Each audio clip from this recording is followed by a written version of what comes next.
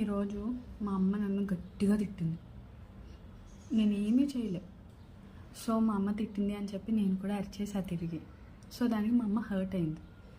అప్పుడు నేను కూర్చొని ఆలోచించా, అంటే నా పాయింట్ ఆఫ్ వ్యూ నుంచి ఆలోచించా నేను ఏం చేశాను అని. నా పాయింట్ ఆఫ్ వ్యూ నుంచి అసలు తప్పే లేదు అనిపించింది. అప్పుడు మా అమ్మ పాయింట్ ఆఫ్ వ్యూ నుంచి ఆలోచించా. అప్పుడు నాకు అర్థమైంది ఏంటి అంటే, ఆ పర్టికులర్ మూమెంట్కి నేనేం అనలేదు, కానీ దానికి ముందు నేను ఒక పనికిమాలిన పని చేశాను. ఆ పనికి మా అమ్మ హర్ట్ అయ్యి నా మీద అరిచింది. సో ఇప్పుడు నేను మీకు ఏం చెప్పాలనుకుంటున్నాను అంటే, ఏదన్నా ఇద్దరు మనుషుల మధ్య గొడవ వచ్చినప్పుడు ఆపోజిట్ పర్సన్ ప్లేస్లో ఉండి ఒకసారి ఆలోచించండి, వాళ్ళు ఎందుకు రియాక్ట్ అయ్యారు అనేది మనకు అర్థమవుతుంది.